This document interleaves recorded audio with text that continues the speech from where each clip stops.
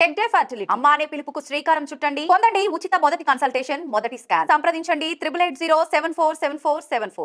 సుదీక్ష కోనంకి ఈమె గురించి గత 15 రోజులుగా అయితే వార్తలు వస్తున్న పరిస్థితి కనిపిస్తోంది. ఎందుకంటే ఫస్ట్ మే 6వ తేదీన ఆమె ఎప్పుడైతే మిస్ అయిందో, బీచ్లో మిస్ అయిందో, అప్పటి నుంచి కూడా సర్చ్ ఆపరేషన్ కొనసాగుతున్నటువంటి పరిస్థితి.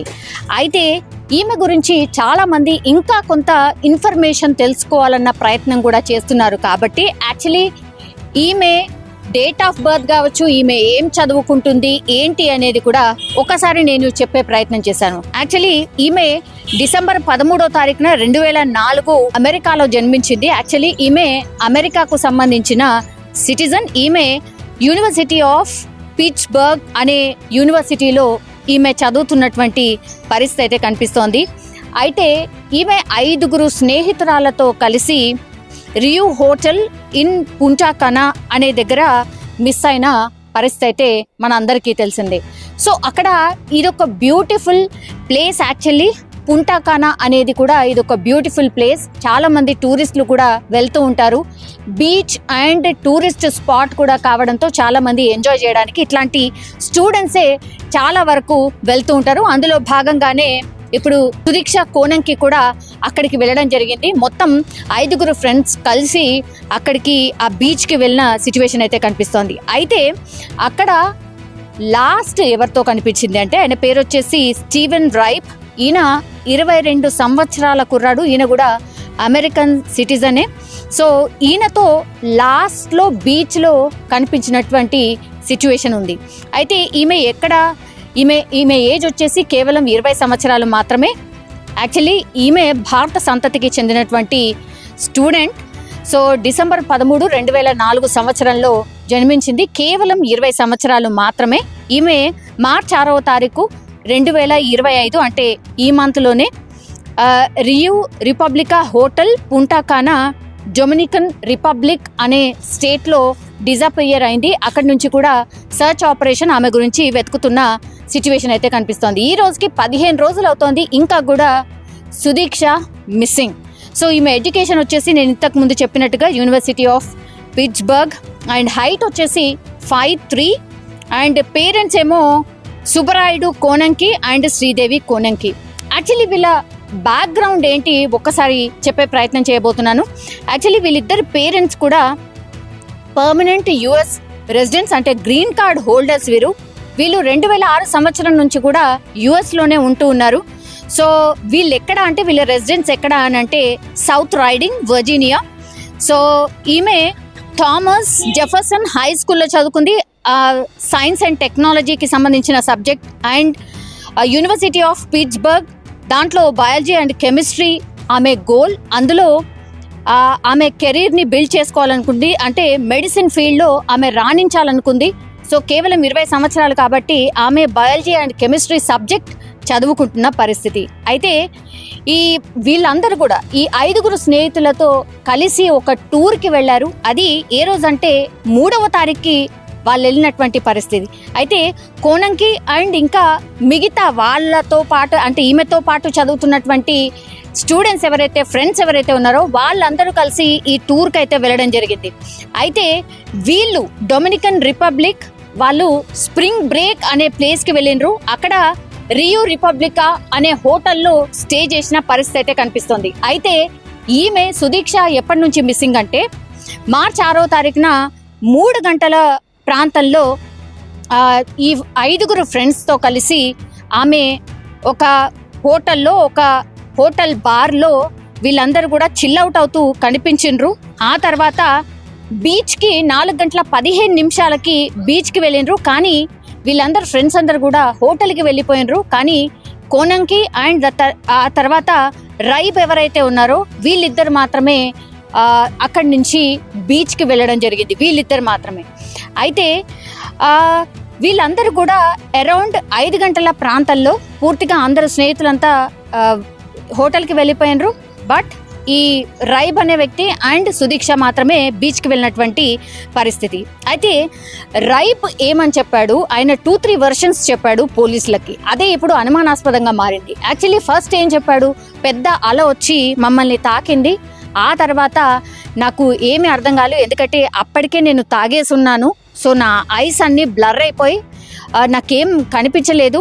అప్పటికే నాకు నా పక్కనే సుదీక్ష కూడా ఉండింది. నేను ఆర్ యూ ఆల్ రైట్ అని అంటే మోకాల మీద నిల్చొని ఆమె కనిపించింది.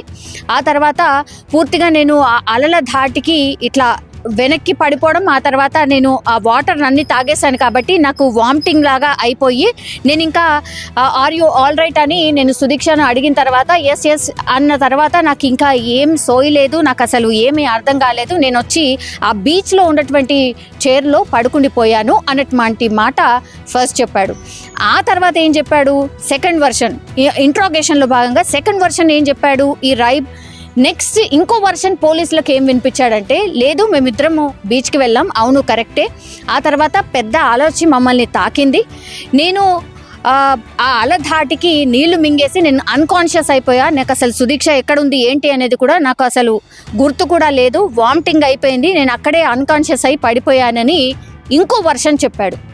సో ఇప్పుడు ఈ 2 వర్షన్స్ చెప్పేసరికి పోలీసులకు అర్థం కాలేదు, ఎందుకు ఇట్లా డిఫరెంట్గా చెప్తున్నాడు. ఓకే, తాగి ఉన్నాడు రైబ్ అనే విషయం అర్థమవుతోంది.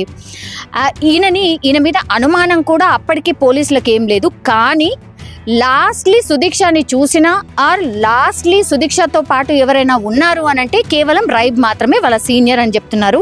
పెద్ద పరిచయస్తులా లేకపోతే అక్కడే ఆ ప్లేస్లోనే కలిసారా, ఇట్లాంటివన్నీ కూడా వార్తలు పెద్ద ఎత్తున వస్తున్నాయి. సో అన్నోన్, అక్కడ కేవలం పరిచయస్తుడు మాత్రమే అనే వర్షన్ కూడా వినిపిస్తోంది.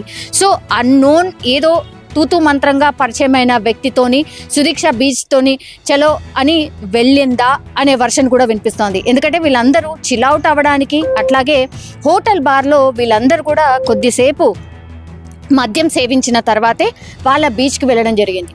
సో ఈ రైబ్ అనే వ్యక్తి సుదీక్షకు ఎన్ని రోజుల నుంచి పరిచయం ఏంటి అనేది కూడా పూర్తిగా పోలీసులు ఇన్వెస్టిగేషన్ అయితే చేస్తున్న సిచ్యువేషన్ ఇంకా కూడా కనిపిస్తోంది. ఇంకా సుదీక్ష కేవలం మిస్సింగ్ మాత్రమే. ఆమె చనిపోయినట్టుగా పేరెంట్స్ ఇంకా రకరకాల వార్తలు 15 రోజులు అవుతోంది. మా బిడ్డకు సంబంధించిన వార్తలు ప్రెస్లో రావడం, టీవీస్లో రావడం, అసలు మేము తట్టుకోలేకపోతున్నాం, మా బాధ అటుంచిదే. ఆ తర్వాత ఎక్కువగా ఆ వార్తను చూసినా మా మైండ్ అసలు పనిచేయట్లేదు. ఇంకా ఆమె బీచ్లోనే మిస్ అయిపోయింది కదా, మేమేమో ముందేమనుకున్నాం, యాక్చువల్లీ ఈమెను ఎవరైనా కిడ్నాప్ చేశారేమో అని అనుకున్నాం. కానీ ఈ సినారియో సిచ్యువేషన్ అంతా చూసిన తర్వాత ఆమె బీచ్ దగ్గర నుంచే మిస్ అయింది కాబట్టి ఆ వాటర్లోనే మునిగిపోయి ఉంటుంది. సో దయచేసి మీరు ఈ కేసుని క్లోజ్ చేయండి అంటూ పేరెంట్స్ పాపం వాళ్ళ బాధ ఇంకా చెప్పలేము. ఆర్ చూసినా ఆ బయట విన్నా కూడా నిజంగా మనకు కూడా కళ్ళెంబడ నీళ్ళు వచ్చేస్తూ ఉంటాయి. అంత దారుణమైన వేదనను వాళ్ళు అనుభవిస్తున్న సిచ్యువేషన్. ఇప్పుడు ఎవ్వరు కూడా, ఇప్పుడు రైబ్ మాత్రమే ఉన్నాడు అక్కడ, కేవలం రైబ్ చెప్పినటువంటి వర్షన్నే తీసుకోవాల్సి వస్తోంది.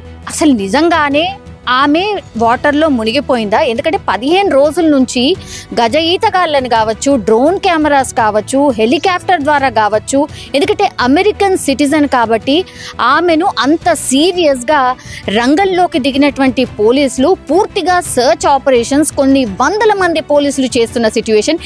ఇప్పటికీ కూడా ఈ మూమెంట్ వరకు కూడా ఇంకా వాళ్ళ పేరెంట్స్ మా అమ్మాయి మునిగిపోయింది, దయచేసి ఈ కేసుని క్లోజ్ చేయండి అని చెప్పినప్పటికీ కూడా ఈ మూమెంట్కి కూడా ఇంకా ఆమె కోసం మిస్సింగ్ కేసు కిందనే పోలీసులు అక్కడ ఇంకా ఆమె కోసం వెతుకుతున్న పరిస్థితే కనిపిస్తోంది. ఇది అంత ఈజీ కాదు. బికాస్ ఆ బాడీ ఒకవేళ నిజంగానే బీచ్లో మిస్ అయ్యి ఉంటే ఎక్కడో ఒక చోట తేలాలి కదా, ఒడ్డుకి కొట్టుకు రావాలి కదా. ఎందుకంటే సముద్రంకు ఉన్నటువంటి నేచర్ అదే అంటారు. ఒకవేళ లోపలికి లాక్కపోయినా మనిషిని ఆ తర్వాత 2 రోజులకో 3 రోజులకో డెఫినెట్లీ మళ్ళీ ఒడ్డుకి కొట్టుకొస్తాయి. కానీ ఇప్పటి వరకు 15 రోజులు అవుతున్నాయి, ఏ ఒడ్డున కూడా ఆమె బాడీ కనిపించట్లేదు. ఇక్కడే మిస్టరీ దాగి ఉంది, ఇక్కడే ఏదో జరిగింది, ఇక్కడే ఏదన్నా అయ్యి ఉంటుంది అనేది కూడా పూర్తిగా ఇంకా కూడా దాన్ని మిస్సింగ్ కేసు కిందనే పోలీసులు పరిగణిస్తున్నటువంటి సిచ్యువేషన్. అట్లాగే అమెరికన్ లాస్ ప్రకారం కూడా ఈ కేసుని ఇంకా కూడా సంవత్సరం పాటు ఆమె దొరికేంత వరకు సంవత్సరం పాటు ఇంకా కూడా ఆమె కోసం వెతికే అవకాశమే ఉంటుంది అని అక్కడ ఉన్నటువంటి లాస్ అండ్ మీడియా చెప్తున్నటువంటి సిచ్యువేషన్ అయితే కనిపిస్తోంది. ఇక్కడే మిస్టరీగా మారింది. మరి అంత పరిచయస్తుడు లేని అన్నోన్ సీనియరో లేకపోతే ఎక్కడ పరిచయమో ఇవన్నీ కూడా చాలా క్వశ్చన్స్ ఉన్నాయి.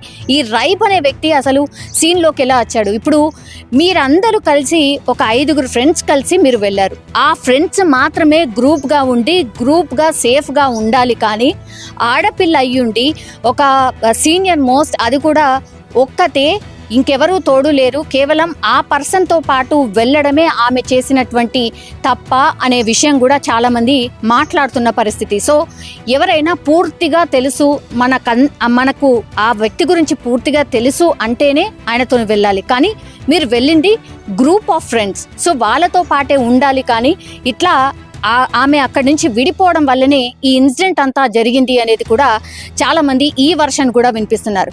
కానీ ఇప్పటికైతే ఈ కేసుని పేరెంట్స్ అయితే పాపం వాళ్ళ బాధ వాళ్ళది. సో వాళ్ళైతే ఇంకా మాకు ఎవరి మీద అనుమానం లేదు.